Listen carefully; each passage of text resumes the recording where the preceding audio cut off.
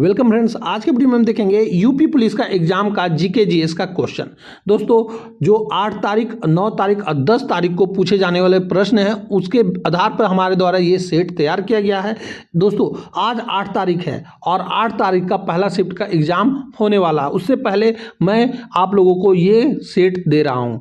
इससे आपके एग्जाम में 10 से 12 मार्क्स तक पूछे जाने की संभावना है, इसलिए इस वीडियो को आप शुरू से अंत तक जरूर देख कर जाएं। तो चलिए मैं इस वीडियो को शुरू करता हूँ।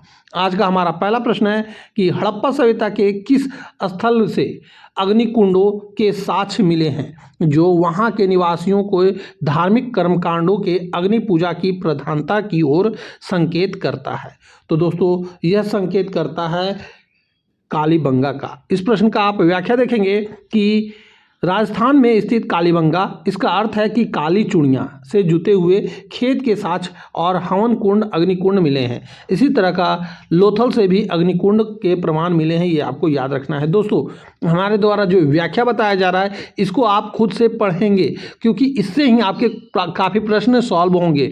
और हमारे द्वारा वादा किया जा रहा है कि आज संभावना है कि हमारे सेट से 10 से 12 मार्क्स आपके एग्जाम में पूछे जाएं, इसलिए इन प्रश्नों को एक बार एग्जाम देने से पहले जरूर से जरूर देख लें रैपिड फायर में। हमारा दूसरा क्वेश्चन है, भारतीय संविधान के अनुच्छेद 21A के तहत शिक्षा के अधिकार को किस संविधान संशोधन द्वारा एक मौलिक अधिकार बनाया गया था? तो दोस्तों, यह बनाया गया था 86वां संविधान संशोधन 2002 के द्वारा। दोस्तों, यह क्वेश्चन तो 100% आपके एग्जाम में पूछा जाएगा, ये आप याद रखेंगे। देखिएगा, आपको पहला या दूसरा शिफ्ट में ये क्वेश्चन आज दिख ही जाएगा। आपको यहाँ पे व्याख्या दिया गया है, 46वें संविधान संशोधन के माध्यम से 6 से 14 वर्ष की आयु के सभी बच्चों की शिक्षा के अनिवार्य और मौलिक अधिकार बनाया गया। इसके साथ ही अनुच्छेद 45 और 51A में भी संशोधन किया गया था।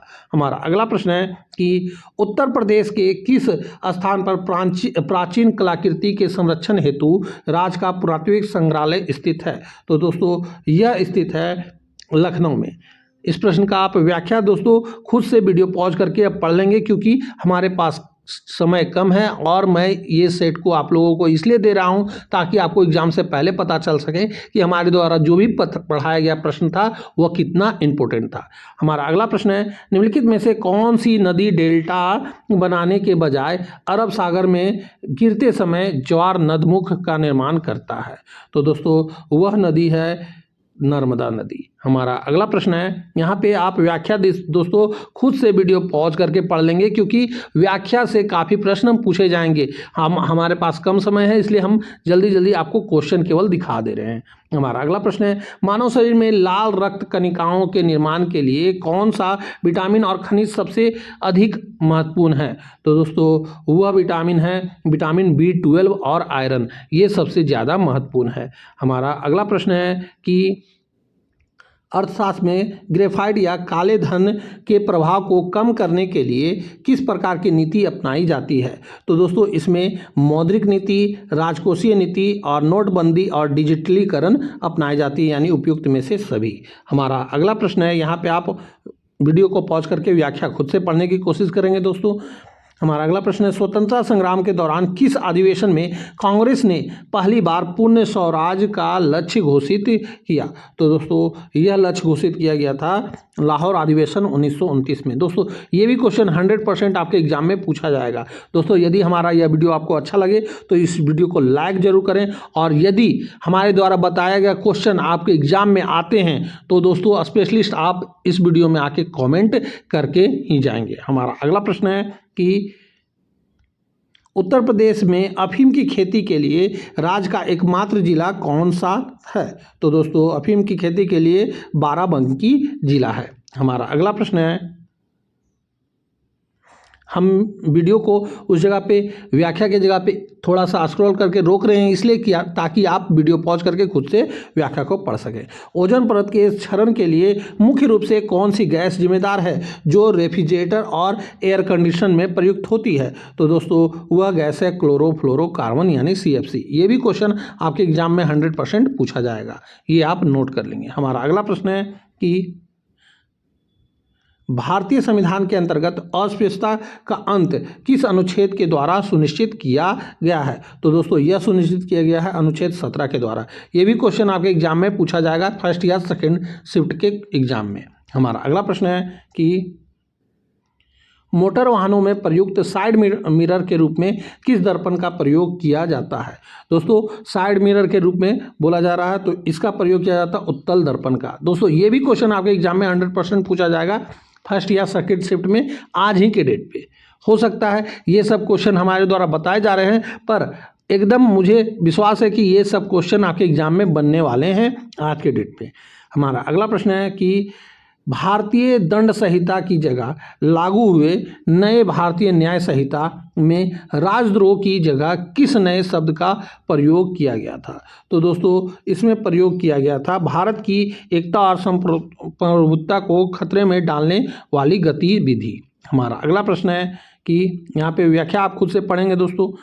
दिल्ली सल्तनत का वह सुल्तान कौन सा था जिसने दिने खैरात दाने विभाग दीवाने बुदगान यानी दास विभाग की स्थापना की थी?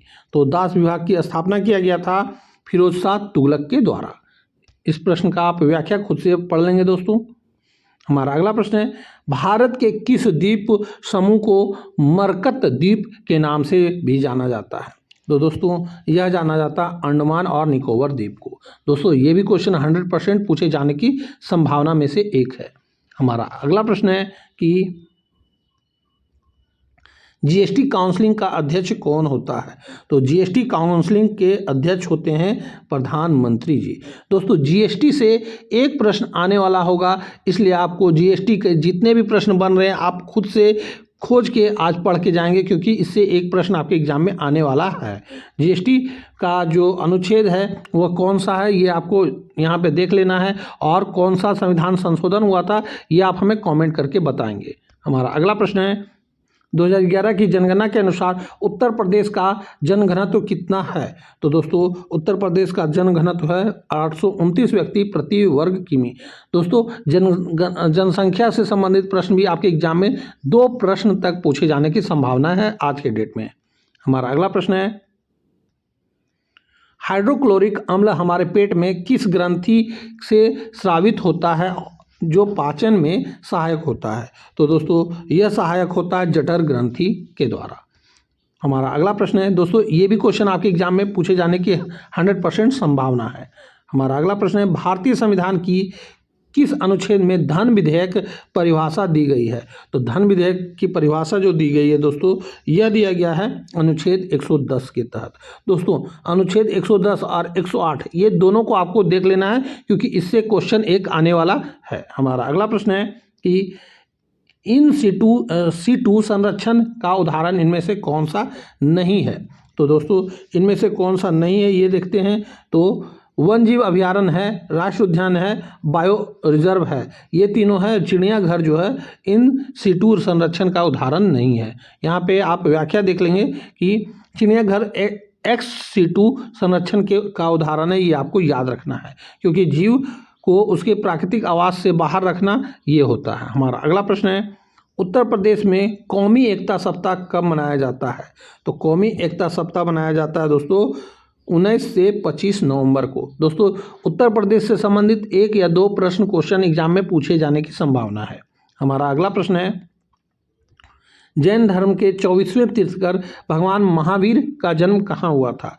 तो महावीर का जन्म हुआ था दोस्तों कुंडग्राम वैशाली में। जैन धर्म और बौद्ध धर्म से एक प्रश्न जरूर आज के एग्जाम में क्वेश्चन पूछा जाएगा दोस्तों, इसलिए आप जैन और बौद्ध का जो संगीत हुआ था, कब हुआ था, कहाँ हुआ था, कौन अध्यक्ष बने थे, ये आप खुद से पढ़ लेंगे, क्योंकि एक प्रश्न आज के एग्जाम में पूछा जाने की संभावना है।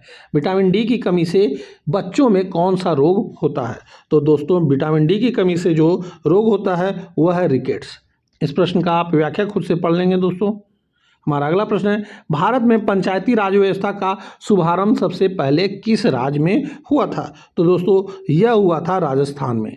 हमारा अगला प्रश्न है कि यहाँ पे राजस्थान से जो पंचायती राज व्यवस्था है, तो पंचायती राज व्यवस्था से भी हो सकता है एक क्वेश्चन पूछा जाए। अनुच्छेद का जितने भी प्रश्न बन रहे हैं संविधान का, उससे 2 प्रश्न आपके एग्जाम में पूछा जाएगा, तो हो सकता है ये भी प्रश्न आपके एग्जाम में पूछा जा सकता है। हमारा अगला प्रश्न है, ग्रेट विक्टोरिया मरुस्थल किस महाद्वीप में स्थित है? तो दोस्तों यह स्थित है ऑस्ट्रेलिया में। हमारा अगला प्रश्न है, भारतीय राष्ट्रीय कांग्रेस की पहली महिला अध्यक्ष कौन है? तो दोस्तों यह है एनी बेसेंट, और भारतीय बोला जाता तो यह होती सरोजिनी नायडू। ये भी आपको याद रखना है। जो कांग्रेस का अधिवेशन हुआ था उससे आपके एक क्वेश्चन जरूर एग्जाम में पूछा जाएगा आज के डेट में। हमारा अगला प्रश्न है, भारतीय संविधान के अनुच्छेद 32 के तहत सर्वोच्च न्यायालय द्वारा जारी की जाने वाली रिट के संबंध में जब कोई सार्वजनिक अधिकारी या सरकार अपने कानूनी संवैधानिक कर्तव्यों का पालन करने से इनकार कर देती है तो न्यायालय द्वारा कौन सी रिट जारी की जाती है?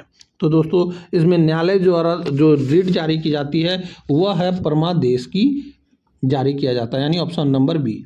और इसका आप व्याख्या दोस्तों यहाँ खुद से पढ़ लेंगे, क्योंकि व्याख्या से काफ़ी प्रश्न आपके एग्जाम में पूछे जाएंगे और हमारे द्वारा व्याख्या जो डिटेल में आपको समझाया गया है। हमारा अगला प्रश्न है, मानव शरीर की अंतःस्रावित प्रणाली के अंतर्गत उस ग्रंथि का पहचान कीजिए जो एक मिश्रित ग्रंथि के रूप में कार्य करता है, अर्थात जो हार्मोन और पाचन एंजाइम दोनों का स्राव करती है। तो दोस्तों यह है अग्नाशय। दोस्तों अग्नाशय से एक क्वेश्चन जरूर आपके एग्जाम में पूछा जाएगा, फर्स्ट शिफ्ट हो या सेकेंड शिफ्ट में, ये आप देख लेंगे। हमारा इस प्रश्न का आप व्याख्या खुद से वीडियो पॉज करके देख लेंगे, क्योंकि इससे ही आपके प्रश्न पूछे जाएंगे। हमारा अगला प्रश्न है, 1857 के प्रथम स्वतंत्रता संग्राम में उत्तर प्रदेश की भूमिका अत्यंत महत्वपूर्ण रही थी। इस विद्रोह के प्रमुख केंद्रों और उनके नेतृत्वकर्ता का कौन सा युग्म गलत सुमेलित है? तो दोस्तों यहाँ पे कौन सा गलत सुमेलित है ये बोला गया, तो लखनऊ बेगम हजरत महल किए थे, ये सही है। कानपुर नाना साहब और तात्या तोपे ने किए थे, ये भी सही मिलान किया हुआ है। फैजाबाद से मौलवी अब्दुल्ला शाह किए थे, ये भी सही मिलान किया गया है। इलाहाबाद से कुंवर सिंह ने किए थे, कुंवर सिंह बिहार से किए थे, तो ये गलत हो जाएगा, यानी कि ऑप्शन नंबर डी गलत मिलान है। 1857 का विद्रोह से संबंधित प्रश्न आपके एग्जाम में पूछे जाने की 100% संभावना है। दोस्तों यहाँ पे आप व्याख्या में देख लेंगे कि इलाहाबाद का नेतृत्व मौलवी लियाकत अली ने की थी, ये आपको याद रखना है, और वीडियो खुद से व्याख्या पढ़ लेंगे वीडियो का। हमारा अगला प्रश्न है, विश्व के भौतिक भूगोल में महासागरीय जलधाराओं के संबंध में निम्नलिखित में से कौन सा एक गर्म जलधारा नहीं है? तो दोस्तों यहाँ पे कौन सा गर्म जलधारा नहीं है, तो गल्फ स्ट्रीम, गाल पे एक थप्पड़ मारिए तो गर्म हो जाइएगा, ये गर्म जलधारा है। क्यूरोसियो जलधारा, तो रूस जाइएगा तो रूसेगा इंसान तो भी गर्म रहता है रूसने पे, ठीक, ये भी गर्म जलधारा है। अगुलास जलधारा जो है, अगुलास जलधारा ये भी गर्म है। और लेब्राडोर जलधारा है, लेबर काम करते करते ठंडा हो जाता, तो ये ठंडी जलधारा है ना कि गर्म। तो इस प्रश्न का सही उत्तर हो जाएगा ऑप्शन नंबर डी। हमारा इस प्रश्न का आप व्याख्या खुद से देख लेंगे, ट्रिक के साथ मैंने आपको बता दिया, हो सकता है आपके एग्जाम में एक जलधारा से प्रश्न पूछा जाए। हमारा अगला प्रश्न है, भारतीय रिजर्व बैंक की मौद्रिक नीति के उपकरणों के अनुसार यदि देश में अत्यंत महंगाई मुद्रास्फीति बढ़ रही है तो आरबीआई इसे नियंत्रित करने के लिए समानता क्या कदम उठाएगा? तो दोस्तों आरबीआई इसे समानता रेपो रेट को बढ़ा देगा, यह कदम उठाएगा। यहाँ पे आप व्याख्या खुद से पढ़ लेंगे, क्योंकि व्याख्या से आपके एग्जाम में क्वेश्चन बनेंगे ही बनेंगे। हमारा अगला प्रश्न है कि आधुनिक भारतीय इतिहास में 24 सितंबर 1932 को हस्तांतरित ऐतिहासिक पूना पैक्ट का मुख्य उद्देश्य क्या था और यह किनके बीच हुआ था? तो पूना पैक्ट दोस्तों यह हुआ था महात्मा गांधी और डॉक्टर भीमराव अंबेडकर के बीच में हुआ था, जिसका उद्देश्य दलित वर्गों के लिए पृथक निर्वाचन मंडल को समाप्त कर प्रांतीय विधान मंडलों में उनके लिए सीटें आरक्षित करना यह था। हमारा अगला प्रश्न है कि यहाँ पे व्याख्या दोस्तों आप वीडियो पॉज करके खुद से पढ़ लेंगे, मैं वहाँ पे व्याख्या के पास 1 सेकेंड 2 सेकेंड वीडियो को जरूर रोक रहा हूँ। हमारा अगला प्रश्न है कि वैश्विक पर्यावरण संरक्षण के इतिहास में ओजोन परत के क्षरण को रोकने के लिए विश्व के देशों द्वारा 1987 में कौन सी ऐतिहासिक अंतर्राष्ट्रीय तिथि पर हस्ताक्षर किए गए थे? तो दोस्तों 1987 में मॉन्ट्रियल प्रोटोकॉल पर हस्ताक्षर किया गया था। हमारा इस प्रश्न का आप व्याख्या देखेंगे कि 16 सितंबर को 1987 को यह हुआ था, यह आप देख लेंगे। हमारा अगला प्रश्न है कि उत्तर प्रदेश सरकार की महत्वाकांक्षी एक जिला एक उत्पाद योजना के अंतर्गत निम्नलिखित जिलों और उनके उत्पादों का मिलान करना है। तो दोस्तों यहाँ पे मिलान करते हैं, 3 मिलान दिया हुआ है, कौन सा सही है मिलान ये देखना है किससे सही मिलान किया हुआ है। तो यहाँ पे देखिए अलीगढ़ जो है ताले के लिए प्रसिद्ध है, तो ये एक का बी हो जाएगा। फिरोजाबाद जो है कांच की चूड़ियों के लिए है, तो 2 का ए हो जाएगा। कन्नौज जो है ये इत्र के लिए है, ये सेम मिलान किया है। और भदोई ये कालीन के लिए, ये भी सही मिलान किया गया है। यानी 1 का 2, 2 का ए, 3 का 3, 4 का डी, यानी कि ये ऑप्शन नंबर ए इस प्रश्न का सही उत्तर है। दोस्तों इससे आपके एग्जाम में एक क्वेश्चन जरूर पूछा जाएगा आज के डेट में, ये आप नोट कर लेंगे, ये वेरी इंपॉर्टेंट क्वेश्चन है। तो दोस्तों यहीं पे हम इस वीडियो को समाप्त करते हैं, क्योंकि हमने इस सेट में आपको 33 क्वेश्चन ही लेके आने की संभावना जताया था, ताकि 5 क्वेश्चन हो सकता है आपके एग्जाम में करंट अफेयर्स के क्वेश्चन पूछे जाएंगे, जो कि करंट अफेयर्स का क्वेश्चन हमारे द्वारा नहीं करवाया गया है, इसलिए हमने आपको 33 क्वेश्चन ही आज के डेट में करवाए। इसमें आपके एग्जाम में 10 से 12 मार्क्स तक पूछे जाने की संभावना है दोस्तों, इसलिए जितना हो सके इस वीडियो को अपने दोस्तों में भी शेयर कर दें, ताकि वो भी इस वीडियो को देखकर लाभ उठा सके। आज का फर्स्ट और सेकंड शिफ्ट दोनों के लिए ये काफ़ी महत्वपूर्ण है और ये रामबाण सेट है। तो दोस्तों अब हम मिलेंगे आपसे अगली वीडियो में आपके आंसर की के साथ, तब तक के लिए जय हिंद, वंदे मातरम।